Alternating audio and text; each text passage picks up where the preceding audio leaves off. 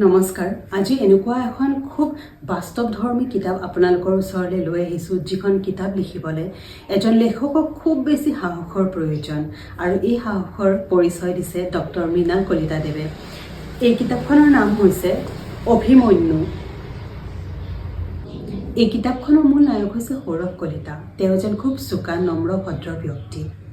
তেওঁ গণিতৰ অধ্যাপক হিচাপে এখন মহাবিদ্যালয়ত জইন কৰে, আৰু তাৰ পিছত এচাম ধুৰন্ধৰ লোকে তেওঁক যিদৰে মানসিক নিৰ্যাতন চলায়, আৰু সেই ধুৰন্ধৰ চাম হৈছে খুব ক্ষমতালোভী, টকালোভী। আৰু এনেকুৱা মানুহ কিছুমানৰ বিষয়ে ইমান স্পষ্টকৈ ডক্টৰ মৃণাল কলিতাদেৱে দাঙি ধৰিছে, সেইবাবে তেওঁক অশেষ ধন্যবাদ। সৌৰভ কলিতাৰ কৰ্মজীৱনৰ তিতা মিঠা সকলো অভিজ্ঞতা এই কিতাপখনত আবদ্ধ কৰা হৈছে। পঢ়িলে এই কিতাপখন এবাৰ পঢ়া ষ্টাৰ্ট কৰিলে এৰি দিব নোৱাৰি, শেষ নোহোৱালৈকে। আৰু যেতিয়া শেষ হ'ব এনেকুৱা লাগিব কিয় শেষ হ'ল, ইমান ধুনীয়া কিতাপখন ইমান সোনকালে কিয় শেষ হ'ল, আকৌ অকণমান থকা হ'লে যেন আৰু অকণমান পঢ়িবলৈ ইচ্ছা থাকি গ'ল। মানে ইমানেই ধুনীয়াকৈ, ইমানেই ইণ্টাৰেষ্টিংকৈ এই কিতাপখন লিখা হৈছে। আপোনালোকে নিশ্চয় এই কিতাপখন পঢ়িব পাৰে, আৰু যদি পঢ়িছে আপোনালোকৰ পঢ়ি কেনেকুৱা লাগিল কমেণ্টত জনাবলৈ নাপাহৰিব। এই কিতাপখনৰ বিষয়ে পিছফালে এটা টোকা দিয়া আছে, মই অকণমান পঢ়ি শুনাম।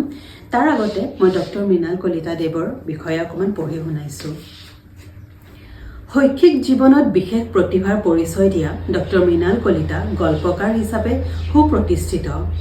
৯০ দশকৰ পিছত নিজস্ব শৈলীৰ মৌলিকতাৰে যিকেইজন প্ৰতিভাৱান গল্পকাৰ ওলাই আহিছে, সেইসকলৰ ভিতৰত তেওঁ অন্যতম।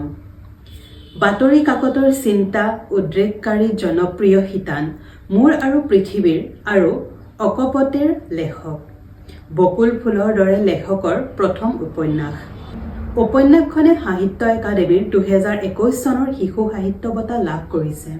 বকুল ফুলৰ দৰে আকাশবাণী গুৱাহাটী কেন্দ্ৰৰ উপন্যাস পাঠ অনুষ্ঠানত ২০২০ চনৰ জানুৱাৰী মাহৰ পৰা ৩২টা খণ্ডত প্ৰচাৰিত হৈছিল। এই উপন্যাসখনৰ আধাৰতে নিৰ্মাণ হৈছে এখন পূৰ্ণদৈৰ্ঘ্যৰ চিনেমা। লেখকৰ আন এখন গ্ৰন্থ ৰিবৰিব মুন্মিহঁতৰ শেষ নোহোৱা কাহিনীলৈ আগবঢ়োৱা হৈছে ২০২১ চনৰ মৃগনয়না শইকীয়া সোঁৱৰণী বঁটা। অভিমন্যু মৃণাল কলিতাৰ দ্বিতীয় উপন্যাস আৰু দশম গ্ৰন্থ।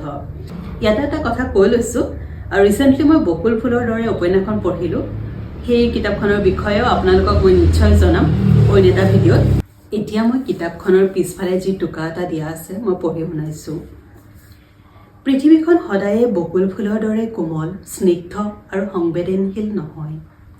তেনে এখন পৃথিৱীত বাস কৰিব খোজা সৌৰভ নামৰ এজন যুৱক কেনেদৰে এখন জটিল কুটিল জগতত এচাম ক্ৰূৰ চৰিত্ৰৰ মানুহৰ হাতত নিৰন্তৰ দুখ আৰু যন্ত্ৰণাত হেৰাই যোৱাৰ উপক্ৰম হয়, আৰু কেনেদৰে যুৱকজনে মূৰ তুলি উঠি সেইসকলক প্ৰত্যাহ্বান জনাই অকলশৰে আৰম্ভ কৰি দিয়ে এখন যুঁজ।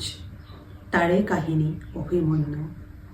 কোনেও গ্ৰাহ্যই কৰিব নোখোজা শান্ত আৰু নিম্নকণ্ঠৰ নিঃসংগ মানুহ এজন যোগেনহঁতৰ হাতত ভুগি ভুগি ক্ৰমশ খঙাল আৰু প্ৰতিবাদী হৈ উঠাৰ কাহিনী অভিমন্যু।